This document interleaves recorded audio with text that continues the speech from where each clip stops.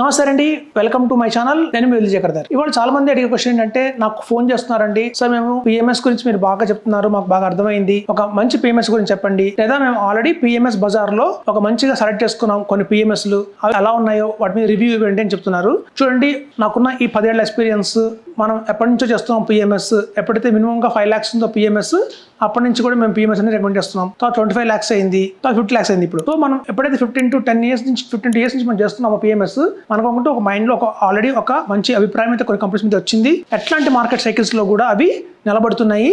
At the same time ఒకవేళ పడ్డా కూడా, అంటే పొరపాటున సపోజ్ చూడండి, ఒక పిఎంఎస్ ఎలా ఉంటుందంటే, మార్కెట్స్ బాగానే బుల్ రన్ లో వెళ్తుంటాయి, కానీ ఒక్కొక్క ఇయర్ కొన్ని పిఎంఎస్లు స్ట్రగుల్ అవుతుంటాయి. ఎందుకంటే వాళ్ళ స్ట్రాటజీస్ ఆ టైంలో వర్క్ అవ్వట్లేదు. సో అట్లా ఒక ఇయర్ స్ట్రగుల్ అవుతాయి కొన్ని పిఎంఎస్లు. సో కాబట్టి నేను రికమెండ్ చేసే స్ట్రాంగ్ గా ఏంటంటే, ఈ 6 పిఎంఎస్ నేను స్ట్రాంగ్ రికమెండ్ చేస్తానండి. ఒకటి NJ India, abacus, ICICI, Motilal Oswal, ask and beyond. So ఈ అన్ని కూడా మీకు మంచి కంపెనీస్ అండి, స్టాండర్డ్ కంపెనీస్. ఒక్కొక్క టైంలో ఐసిఐసిఐ కూడా బాగా స్ట్రగుల్ అయింది ఒక 1 year, తర్వాత మళ్ళీ వాళ్ళు బ్యాకప్ అయ్యారు. అలాగే మోతిలాల్ ఒస్వాల్ కూడా చూస్తే మీకు 1.5 year కూడా కొన్నిసార్లు స్ట్రగుల్ అయినాయి ఆ కంపెనీస్. అంటే ఆ పిఎంఎస్ లో బయట మార్కెట్ ఒక మంచి బుల్ రన్ లో ఉన్నా, లేదా మార్కెట్ కొంచెం స్టేబుల్ గా స్టాండర్డ్ గా ఉన్నా కూడా, ఒక్కొక్కసారి వాళ్ళ స్ట్రాటజీస్ మార్చుకోవడం వల్ల కావచ్చు, ఒక్కసారి ఒక చిన్న రాంగ్ కాల్ తీసుకోవడం కావచ్చు, ఒక 6 months నుంచి 1 year 1.5 year మాక్సిమం స్ట్రగుల్ అవుతాయండి.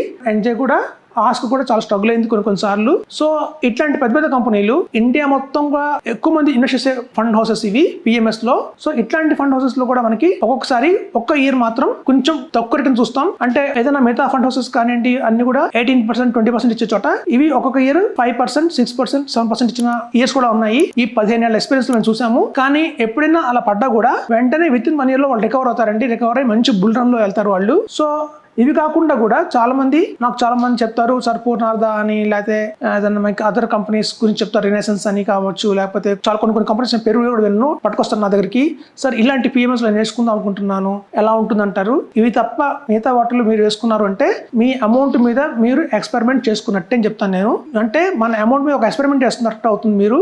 ఒకవేళ నేను కనుక మీకు ఇవి కాకుండా వేరే పిఎంఎస్ నేను రికమెండ్ చేసినా కూడా అది నేను మీ మీద ఎక్స్పెరిమెంట్ చేసినట్టు అవుతాను. సో అలా ఎప్పుడు డబ్బులతో ఎక్స్పెరిమెంట్ చేయకండి. చాలా మంది కాల్స్ చేస్తున్నారు, రకరకాల పిఎంఎస్ పేర్లు చెప్తున్నారు. సో అవి టెంపరీగా షార్ట్ టైమ్ లో మీకు రిటర్న్ ఇవ్వచ్చేమో, కానీ పడ్డాయి అంటే ఒక్కసారి కనుక వాళ్ళ స్ట్రాటజీ వర్క్అవుట్ కాక మార్కెట్ లో ఫాలో అయింది అంటే మాత్రం గణనీయంగా పడిపోతాయండి. అవి మళ్ళీ పైకి కూడా లేవవు. ఇట్లాంటి కంపెనీస్ కి మళ్ళీ పైకి రావడం టైం పడుతుంది, 1 year. ఇంకో చిన్న కంపెనీలు వెళ్ళకండి. సింగిల్ మ్యాన్ ఆర్మీ హ్యాండిల్ చేస్తున్నాడు, డిజర్వ్ అంటారు, చాలా పేర్లు చెప్తున్నారు దగ్గర. వద్దండి, రిస్క్ తీసుకోకండి. పిఎంఎస్ లో మనం పెట్టి 50 lakhs. సో 50 lakhs పెద్ద అమౌంట్. మనకి రిటర్న్ తో పాటు ప్రిన్సిపల్ ప్రొటెక్షన్ కూడా చాలా ఇంపార్టెంట్. సో కాబట్టి ఒక స్టాండర్డ్ ఫండ్ హౌసెస్ నుంచి మీరు పిఎంఎస్ తీసుకోండి, అప్పుడు మీకు రిస్క్ ఉండదు. మనం ఒక్కొక్క స్ట్రాటజీ ఫాలో అవుతారు. నా దగ్గర చాలా మంది ఇన్వెస్టర్స్ మోర్ దాన్ 2-3 పిఎంఎస్ లో పెట్టిన క్లయింట్స్ కూడా ఉన్నారు. 1 crore ఆస్క్ లో, 1 crore ICICI, 1 crore NJ India పెట్టిన క్లయింట్స్ ఉన్నారు, 1 crore అబాకస్, 1 crore ఐసిఐసిఐ లో పెట్టిన క్లయింట్స్ ఉన్నారు. సో మనకి ఏంటంటే క్లయింట్స్ మల్టిపుల్ గా పిఎంఎస్ లో పెడుతున్నారండి. ఒక 50 lakhs ఎప్పుడైతే 1 crore అవుతుందో, 1.5 crore అవుతుందో మేమే రికమెండ్ చేస్తాము. ఈ కంపెనీ నుంచి ఈ కంపెనీకి వెళ్ళండి, ఈ కంపెనీ నుంచి ఈ కంపెనీకి వెళ్ళండి, మేము మారుస్తుంటాము. మోర్ దాన్ 2-3 crores ఉన్నాయి అంటే కనుక మనం ఏఎఫ్ కూడా రికమెండ్ చేస్తున్నాం స్ట్రాంగ్ గా.